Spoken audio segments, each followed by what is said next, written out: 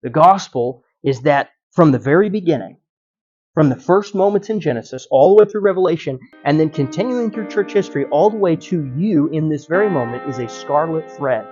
That scarlet thread didn't quit. The scarlet thread of redemption has moved through every believer in human history right up to the point where you got it.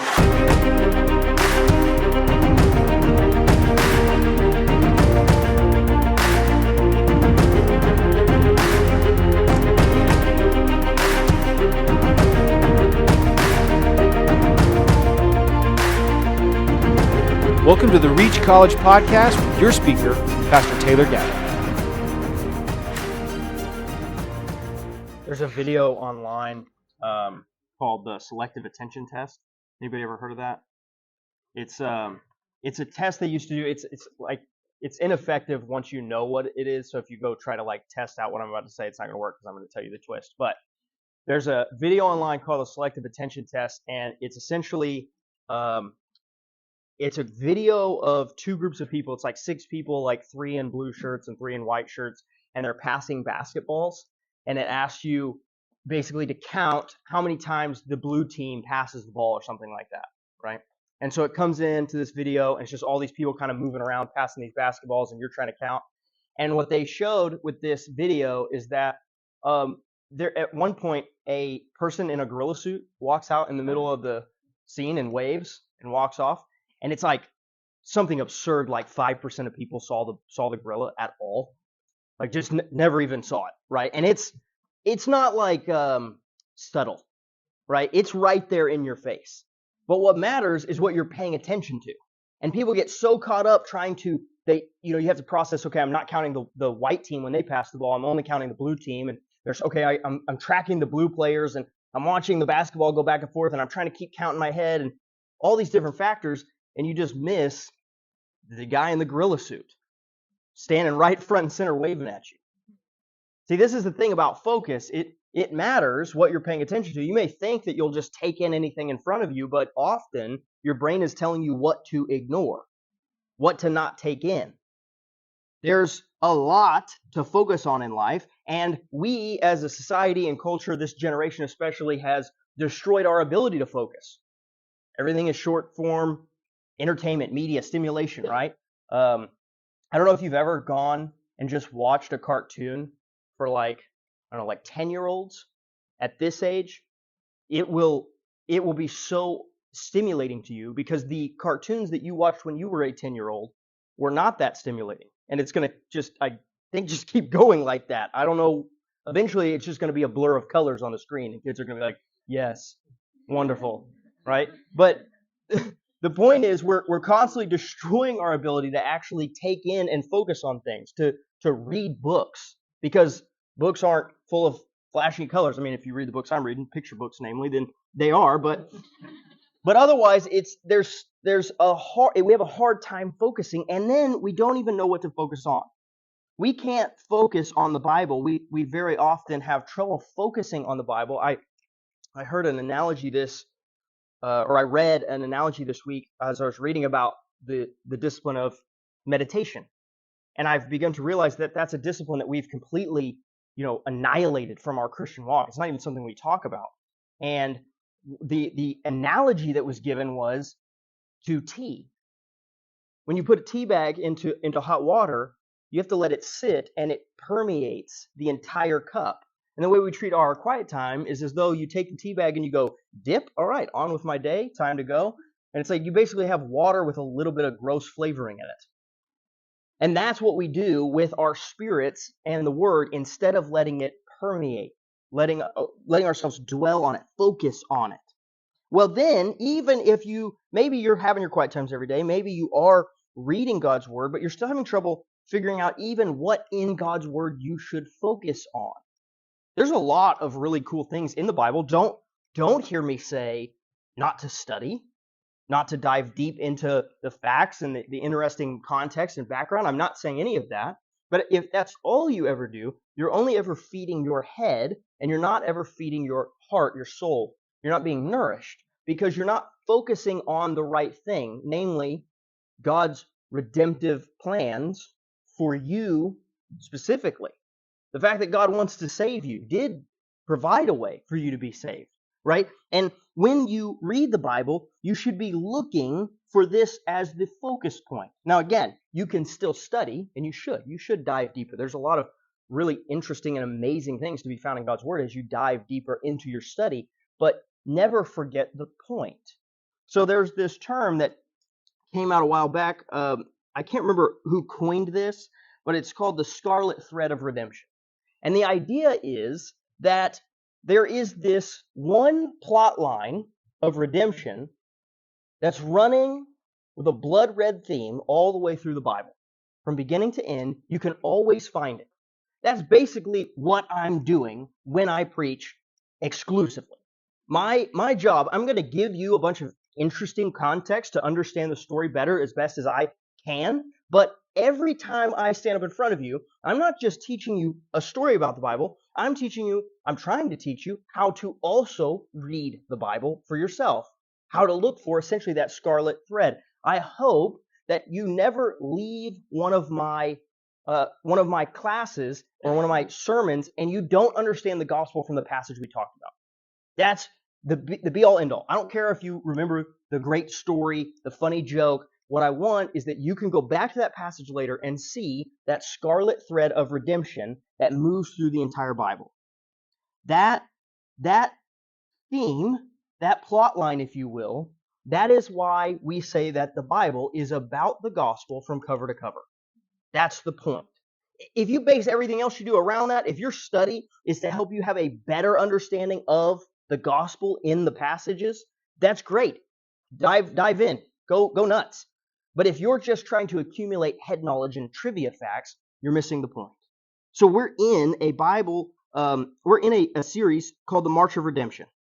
And one of the things that we've done as we've walked through the March of Redemption is we've shown how the book of Genesis is not a bunch of moral improvement lessons. The Bible in general and these stories that we have in Genesis, they're often taken and we say, look at how the person in the story was a good person. Go forth and be a good person. I promise you that is never the point. Okay? The point, and actually one of the things we're going to see profoundly today, is often look at how awful these people were and how much they needed salvation. You too. Right? That's the point. And so we are in the March of Redemption, and we're looking for this scarlet thread through these early stories where it's maybe not as readily apparent. And what we're seeing is that the gospel in Genesis is on the verge of extinction over and over and over again. Like basically one generation at a time, one moment at a time, there is constantly these threats to the gospel, constantly these threats to the promise God makes in the end of chapter 3 to redeem us. And every time it seems like the gospel should be over in the next second. It should come to an end right here and the promise not be fulfilled. And yet, every single time, God lets the promise march forward, another story, another generation, another iteration of faithful people following him. And we see that story overcame all of these things, that gospel overcame all of these things so that it could make it to us specifically. See, when you read Genesis, it should be, this is everything God was doing to save all of us. And when I say all of us, sometimes we use that's like almost this escape route from you. God did this to save you. He had you in mind when he was doing these things. He did do it in a way that would save many, a multitude. But he saw you specifically in that, and that is what you're supposed to be seeing as you look through Genesis, that God's redemption, it overcame all the obstacles to get to you. It can overcome the obstacles in your life. It can overcome the things that prevent you from being with God. So we've moved into the Joseph narratives, and now we're going to get into chapter 38 today, and it's this it seems like a random story about Judah. Like just a detour all of a sudden. We just started the Joseph narratives. It's going to primarily be about Joseph, and here's this random chapter about Judah and Judah messing up. But what I told y'all last week is these stories are not actually about Joseph. This entire portion, Joseph is the narrative vehicle that's going to carry the story forward, but these stories are actually about Judah. Judah is the primary focus of the author. It's what's happening to Judah that's the most important, because it's Judah that God has chosen to carry on the promise of redemption, because we know that Jesus would someday be born of the line of Judah, that is God's plan for redemption comes through Judah's line, not through Joseph's. Now, Joseph, again, right now, he is the narrative vehicle. But how do we see that this is truly about what's happening with Judah? So far, here's all we've seen. Judah is responsible for selling his brother into slavery.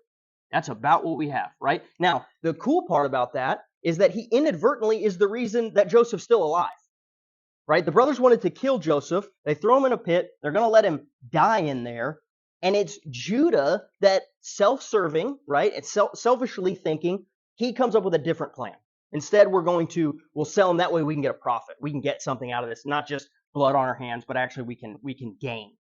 But nonetheless, Judah is not only proving himself to be the leader of the brothers and the future leader of the nation, but he is also the reason Joseph's still alive, the person that God chose to use to save Joseph's life, which would ultimately save the entire family, right? Now, it's important that we know the narrative structure that's coming to understand what's going on in these stories.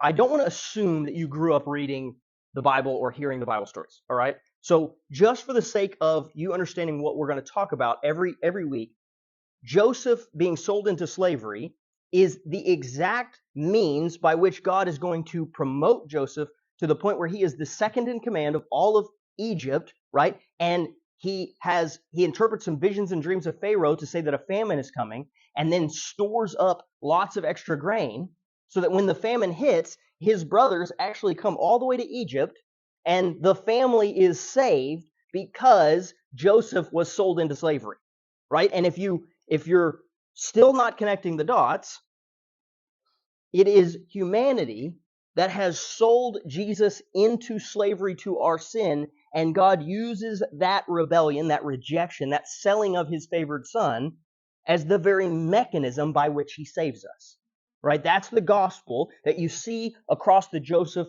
narrative arc. But now we have to understand that at the same moment that God is providing this redemption through Joseph that nobody at this point in the story knows about, you can see, Judah's busy doing the dumbest possible things that he can do, right? And if you need help with that, we can go even further. You're Judah, all right? Let's just start there, okay? You're Judah. You're the one that's doing the dumbest possible things that you could do, while in the meantime, God is working out how to save you, working out the means to save you, okay? So far, Judah has sold his brother into slavery, and this week, what we're going to see is Judah almost single-handedly lets the gospel go extinct. He does not take seriously his call to lead his family and to raise his family up and to provide a future for his family. And so, if not for God, Judah and the gospel are going to go extinct right here in this story. But what God is going to show us, what the Bible is going to tell us in this moment, is that God alone accomplishes salvation in spite of, even through, us and our stupid actions. God saves us in spite of ourselves, and he uses us and the things that we do to even bring us to that saving grace. Okay? So, the first thing I want you to see is public sin. We're going to see Judah's moral apathy. Look at Genesis chapter 38, starting in verse 1. And it came about at that time that Judah departed from his brothers and visited a certain Adullamite whose name was Hira. Judah saw there a daughter of a certain Canaanite whose name was Shua, and he took her as a wife and had relations with her. And she conceived and gave birth to a son, and he named him Then she conceived again and gave birth to a son, and she named him Onan. She gave birth to yet another son, and named him Shelah, and it was at Chezib that she gave birth to him. Okay, so the first thing we see here, I'm going to remind you, it feels like almost every week of Genesis is reminding you that there's a prohibition against marrying outside of the nation of Israel, okay? But that's important. The original audience, right? The audience who's receiving the story of Genesis, it's being written down for by Moses, this is the Israelites as a nation. They've just left Egypt. They're wandering around the wilderness. They're getting ready to conquer getting ready to go conquer the promised land that's inhabited by the Canaanites, and they are very aware that they are not supposed to intermarry with the Canaanites. Right? The Canaanites to them are a representation of the world, people who have rejected God, who hate God, who are in rebellion to God, and who God is bringing wrath upon. And we are not supposed to intertwine ourselves with the world in a way where the world then drags us down.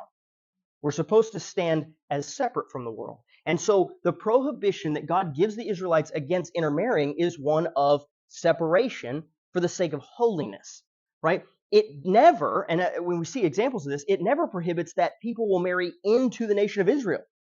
There's, in Jesus' own lineage, Ruth is a Midianite woman who marries into Israel. That's okay. Why? Because she let go of her faith and she became an Israelite. It's the other way that God is prohibiting. It's that the Israelites are not supposed to marry and start basically becoming Canaanites. If you remember the Esau chapter we went through, basically the entire point of that chapter, 36, is Esau's family descends into basically being a synonym for the people that live in the land. They're no different. They blend right in. That's what we're not supposed to do. Okay, so there's this prohibition against marrying Canaanite women. It's been the worst fear of the family for like 3 generations. I mean, literally every generation they're like, whatever you do, don't marry a Canaanite, right? That's like been the thing. And right here, Judah is doing it. See, the last person we saw do it was Esau, right? And in Esau, he tries to make it right. He has a couple Canaanite wives, and then he's like, well, maybe I'll make my family happy and I'll go get a wife that's not a Canaanite. And it's like too little too late. The blessing's already on Jacob, right? But what we're seeing here is now Judah, the person that's supposed to be the head of the family or the future head of the family, the future hope of the family, he's married to a Canaanite. He has descended into complete moral apathy. And what I want you to see is that apathy, that public sin, that public indifference to sin, it affects the way that he raises his sons, the way that he raises his family. His family gets worse and worse and worse. If you've never heard this phrase for parenting, the phrase is, whatever you do in moderation, your kids will do in excess. And so he's so apathetic about his faith, what we're going to see is that his descendants, they rebel even further from God, as you would expect. Look at verse 6. Now Judah took a wife for his firstborn, and her name was Tamar. But Judah's firstborn, was evil in the sight of the Lord, so the Lord took his life. Then Judah said to Onan, have relations with your brother's wife and perform your duty as a brother-in-law to her, and raise up a child for your brother. Now Onan knew that the child would not be his, so when he had relations with his brother's wife, he wasted his seed on the ground so that he would not give a child to his brother. But what he did was displeasing in the sight of the Lord, so he took his life also. Okay. So dies because he's evil in the sight of the Lord. Now, in Deuteronomy, there's marriage stipulations, and what you need to understand is that one of the most important things in this period of time is family line preservation. This is a big deal. It matters that your family line continues to, or just continues, right? That your family line continues and has an inheritance, and that your family moves on. So what happens is if your brother dies, it was an act actually mandated by the Old Testament law that you would then you would marry his wife, right, his widow, and that you would provide her with a child, but that child would take his name, would be his tribe, and continue his family. And you were essentially an act of love and worship and sacrifice. You were providing his family a future. And there's even more to it, because there's also an economic problem going on here.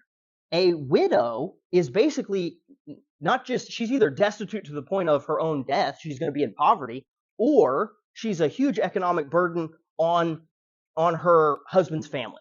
Because when you got married as a wife in this day and time, there wasn't like a series of marketable skills. You couldn't just go back to school and get your associate's degree. It's like she doesn't have any options. Her husband dies, she's going to either die in a ditch, or her father-in-law is going to have to take care of her until she can have a male descendant, who's going to provide a future for her family and make sure that she's not destitute.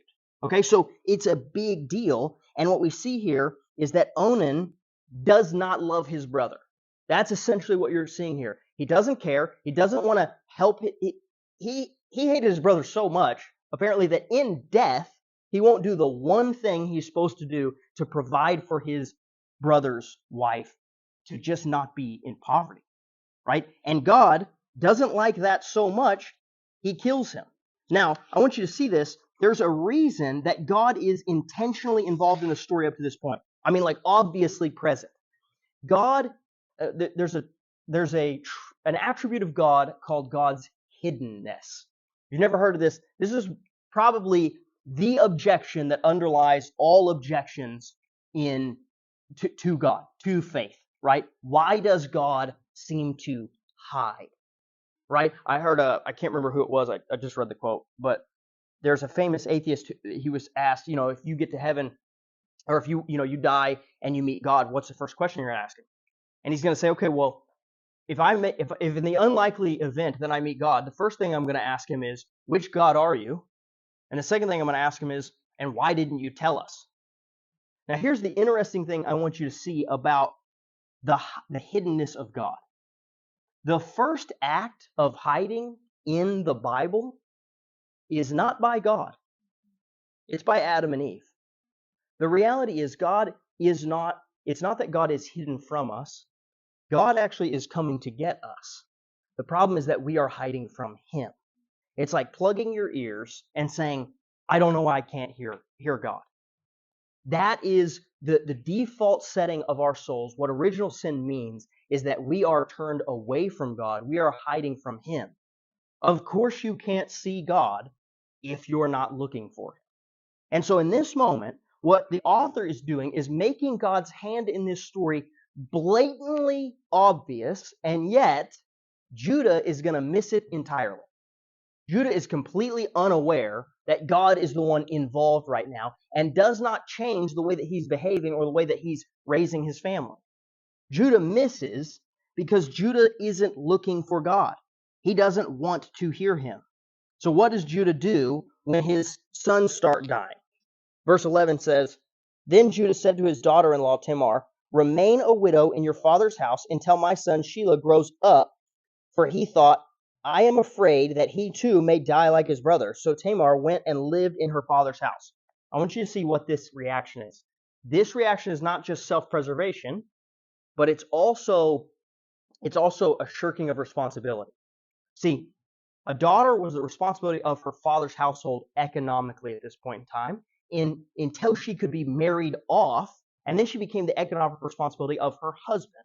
And in the event of his death, the economic responsibility of her father-in-law. Her father-in-law says, for the sake of my last son not dying, we're not going to repent. We're not going to seek the Lord. Instead, we're going to send away our responsibility so that it just doesn't become an issue. So we just won't have the problem, right? And it's a purely selfish and self-centered action. It has nothing to do with trying to seek God or know God. This is the apathy that Judah lives in. Now, I'll point out that the way my Bible phrases it is at the beginning of the chapter is, and it came about at that time. What that verse means in the Hebrew, it's essentially to say at the same time. So it's at the same time that Joseph is in Egypt and he is basically being blessed by the Lord and the Lord is with him. This is what Judah's up to at the same time. Okay? And that's on purpose. That's where I want you to see that this is not a random detour. Just like, I guess one more story about what Judah's up to until we get back to the point, which is Joseph. No, the point is Judah, and the author is trying to connect you to exactly how these things are happening at the same time. Joseph is in one place. God is blessing him because he's providing a redemption through him. Meanwhile, Judah's over here acting foolishly. So the next thing we're going to see is that public apathy always leads to much worse private sin. Look at verse 12. Now, I'm going to read this entire portion because it's important that you just see basically how this story unfolds, okay? Now, after a considerable time, Shua's daughter, the wife of Judah, died. And when the time of mourning was ended, Judah went up to his sheep shearers at Timnah, and he and his friend Hira the Adulamite. And Tamar was told, "Behold, your father-in-law is going up to Timnah to shear the sheep." So she removed her widow's garment and covered herself with a veil and wrapped herself and sat in the gateway of Enaim, which is the road to Timnah. For she saw that Shelah had grown up, and she had not been given to him as a wife. When Judah saw her, he assumed she was a prostitute, for she had covered her face. So he turned aside to her by the road and said, "Here now, let me have relations with you." For he did not know that she was his daughter-in-law. And she said, "What will you give me that you may have relations with me?" He said, "Therefore, I will send you a young goat from the flock." She then said, "Will you give a pledge until you send it?" He said, "What pledge shall I give you?" And she said, "Your seal and your cord and your staff that is in your hand." So he gave them to her and had relations with her, and she conceived by him. Then she got up and departed and removed her veil and put on her widow's garments. Then Judah sent the young goat by his friend the Adullamite to receive the pledge for the woman's hand, but he did not find her. He asked the people of her place, saying, "Where is the temple prostitute who was by the road at Enaim?" But they said, "There has been no temple prostitute here." So he returned to Judah and said, "I did not find her, and furthermore, the people of that place say, there has been no temple prostitute here." Then Judah said, "Let her keep them, otherwise we will become a laughingstock. After all, I sent this young goat, but you did not find her." Okay, so let's walk through what's happening here. The first thing is Judah's Canaanite wife dies. Now let's talk about prostitution is not merely prostitution, right? That's already a problem. It's actually temple prostitution, which is an act of pagan idolatry, pagan worship. It was a way to worship a false god. Now think about this.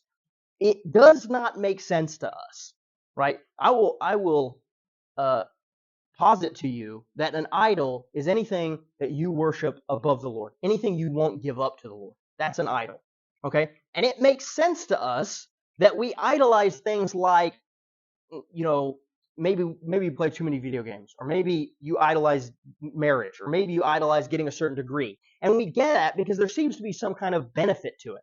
And then we read stories in the Old Testament about how they bowed down to carven images, and we're like, primitive people.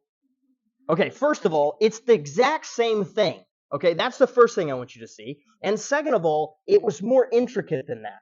It wasn't merely that they went and worshipped a tree. It was that there was all kinds of benefits, right? One of the benefits is that you are made in your human nature. You are designed to have a sense of the spiritual, to have a sense of the religious.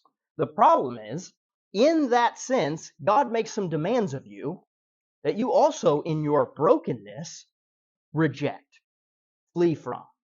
The beautiful thing about false religions is that they require of you only as much as you are willing to give to then feel like you're a good person, right? And now, add on to that pagan idolatry, pagan temple worship involved actually having sex.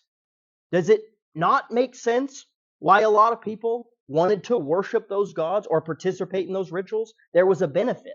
There was an immediate benefit.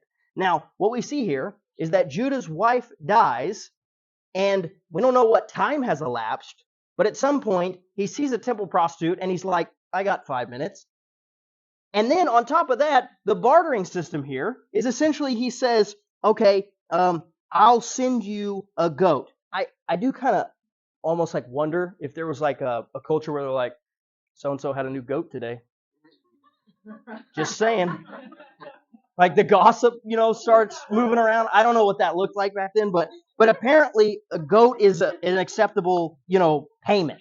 So obviously he doesn't just have goats on him. It's not like a wallet, right? He doesn't just keep goats for payment. So he offers her collateral, and she requests of him some personal items, some easily identifiable personal items, so that's the collateral. He'll obviously want these things back. They matter to him. They're important to him. So he'll send the goat, right? Now this is all a ploy, and Tamar takes the items and she disappears. See, because later when Judah sends the goat, his friend can't find the temple prostitute in the area, and the people of the area are like, "There's no temple prostitute here," right? Because that would have been a regular thing. She would have been posted up in a place where you knew, if I want to go see the temple prostitute, she's over there. And they're saying, "What are you talking about? There's no temple prostitute." Well, the thing is, this is going to get worse for them. It's not like you can keep asking around, right? It's an embarrassing thing, right? And just be like, hey, anybody seen that tip prostitute? I owe her money. You can't do that. So essentially, they're in a bind here where Judah says, you know what? She can keep whatever I gave her because this is not worth the shame of what I've done being made more and more public as we look for her, right? And they chalks it up to, I did my best. Like I tried to pay her back and it didn't work, right? And so at this point, Judah is off the hook in his mind. Yeah, he sinned. He lived the way he shouldn't have lived, but it's over. It's just that episode's done and who cares, right? We're going to move on. Is this how Judah is supposed to be living? Remember, at the same time, Joseph is in Egypt, and we're going to see Joseph go through a lot of ups and downs in his time in Egypt, right? And yet he remains faithful to the Lord. He's going to walk with the Lord in everything that happens to him, whereas Judah clearly doesn't even care. I want you to know this, though. It's going to be very apparent in this story, but I don't want you to ever believe the lie that your secret sin doesn't affect anybody but you. That is a lie. Secret sin always affects the people closest to you. It always does. And it is the lie in your head that this is only hurting me that keeps you trapped there. It's also the shame that you know you shouldn't be doing it. The exact thing that's going on with Judah is the reaction is, well, I don't want to let a lot of people know that this happened. And that's how we react to our sin. We hide it, we cover it, and then it keeps us enslaved. Secret sin is sin that we are ashamed of. It is the opposite of living in the light. But we can always count on God to rescue us and to set us straight. Look at verse 24. Now it was about 3 months later that Judah was informed, your daughter-in-law Tamar has prostituted herself, and behold, she is also pregnant by prostitution. Then Judah said, bring her out and have her burned. It was while she was being brought out that she sent word to her father-in-law, saying, I am pregnant by the man whom these things belong. She also said, please examine and see whose signet ring and cord and staff are these.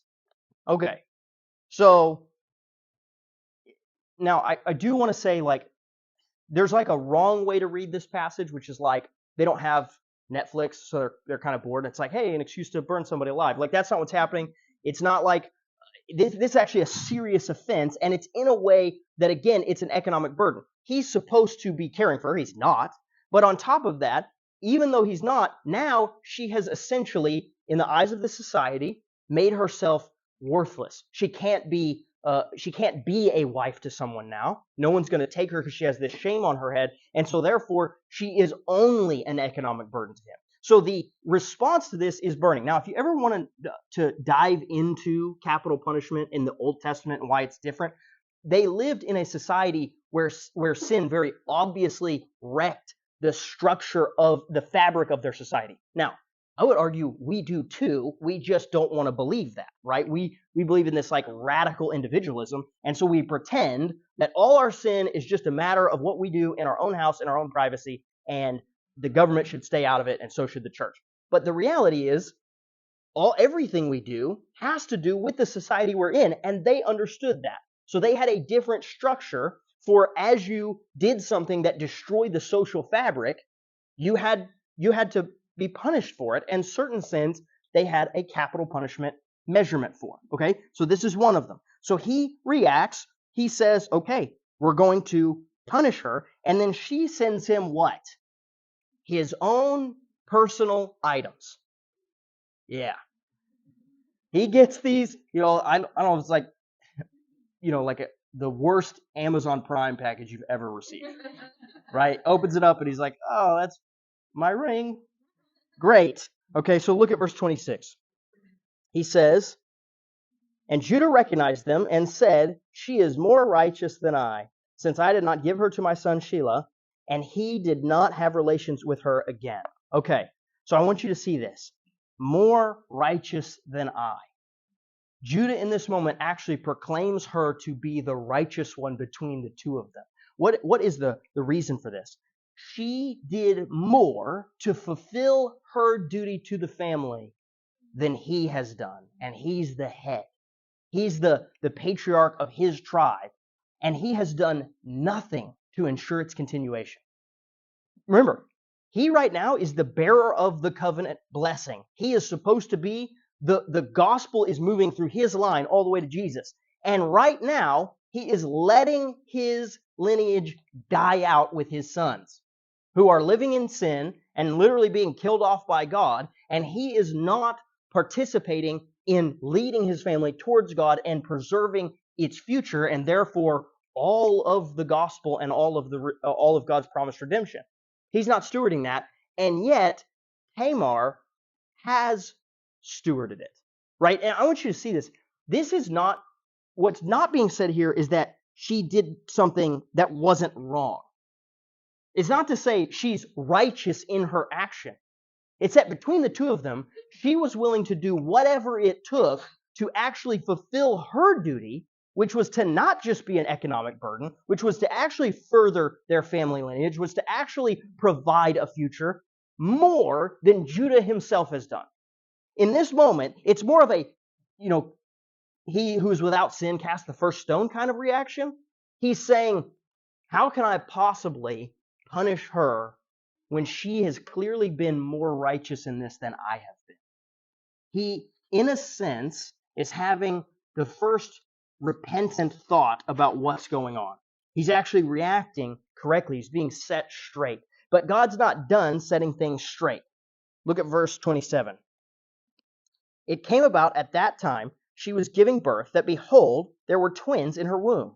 Moreover, it took place while she was giving birth that one baby put out a hand, and the midwife took and tied a scarlet thread on his hand, saying, this one came out first.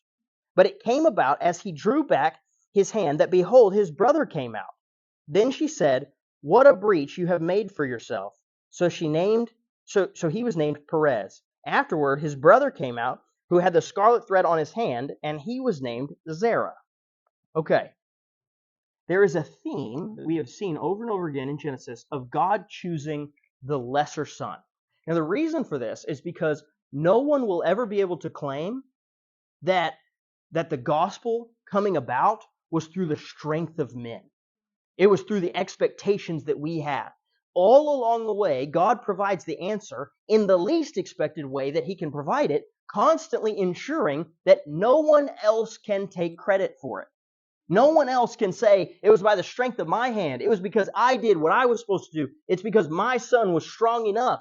It's constantly the lesser son that gets picked. We see this all the way back to Cain and Abel. Abel is the blessed one. And then when he is killed, Cain, the firstborn, is rejected. And it's Seth, the thirdborn, the one that comes after, that carries on the promise. And we get that all the way up to Jacob, where the same language is used. There were twins in the womb. It's meant as a callback to that very same twin struggle where God chose Jacob over Esau to carry forward the blessing of redemption.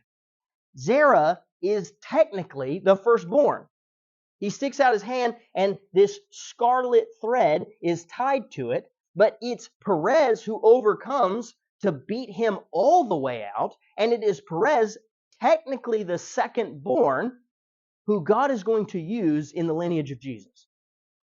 It's Perez that leads someday to the true gospel incarnate.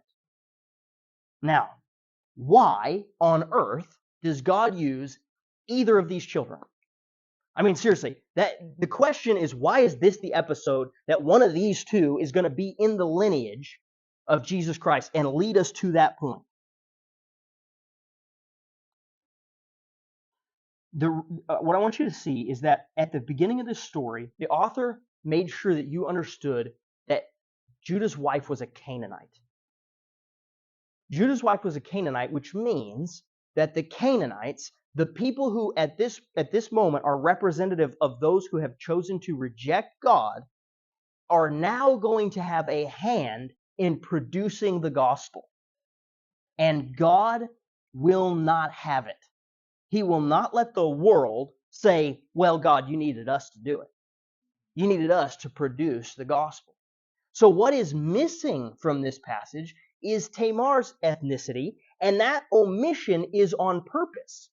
The actual statement that the author is making is, God was not satisfied with Judah having a Canaanite wife, So he produces Judah's descendants, the ones that will carry the gospel forward and lead to Jesus, by another woman who's not a Canaanite.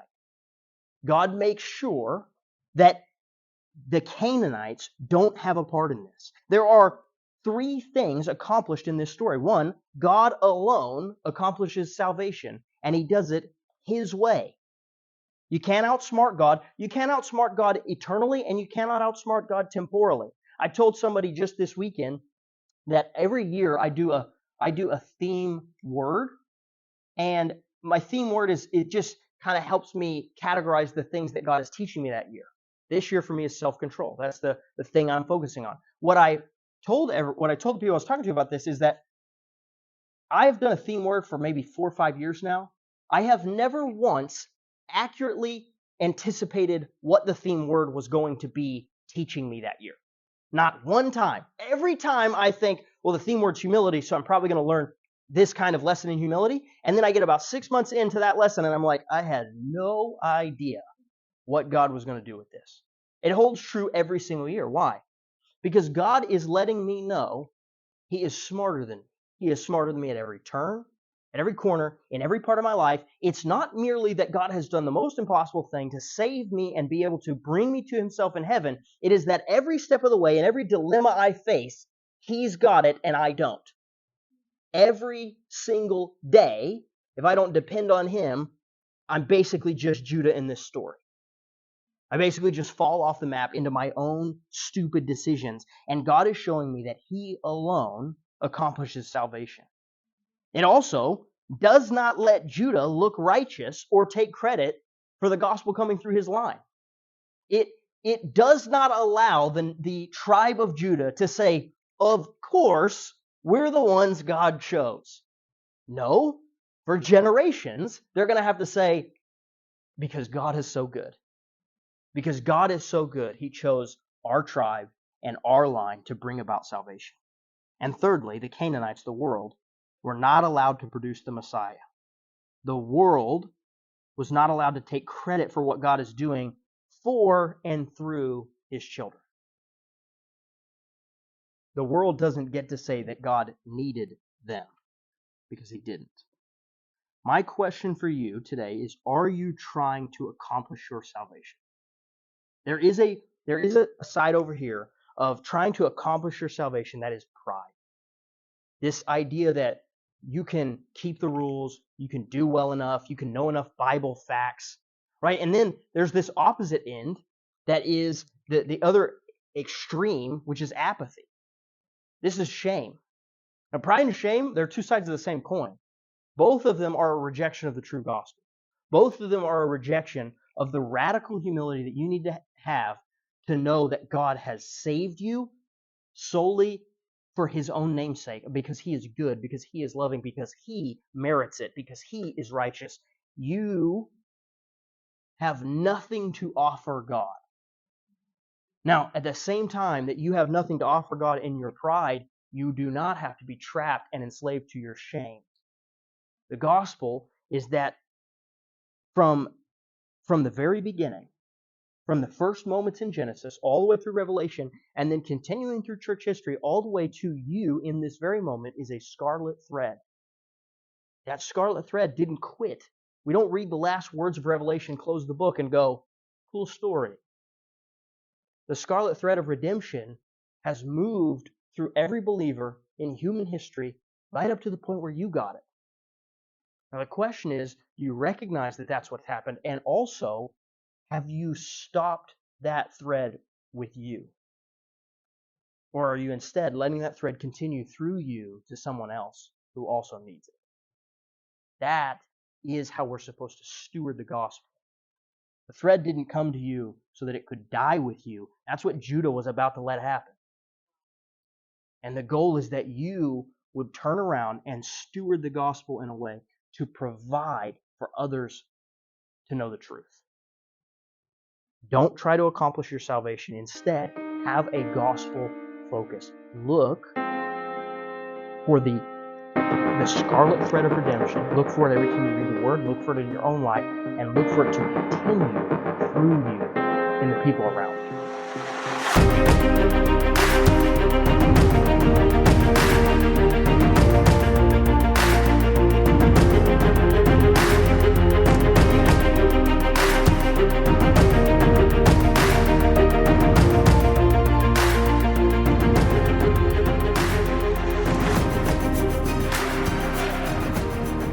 Hey guys, this is Philip Jackson, pastor to young adults at Evergreen Baptist Church. I want to invite you to come to Reach. We meet every Tuesday night at 7 p.m. at Evergreen Church in South Tulsa, just east of Mingo on 111th Street. The mission of Reach Tulsa is to cultivate a young adult community that's defined by real transformation and a sincere pursuit of a godly life through training in biblical disciplines, personal development, and intentionally transitioning into independence as mature members of the body of Christ. If you enjoyed this episode, please be sure to like and subscribe to our content. We're available on Spotify, Apple Podcasts, and wherever you find your favorite podcasts. Reach Young Adult Ministry is a part of Evergreen Baptist Church in Tulsa, Oklahoma. For more information and additional lessons, please visit our website, evergreenbc.org.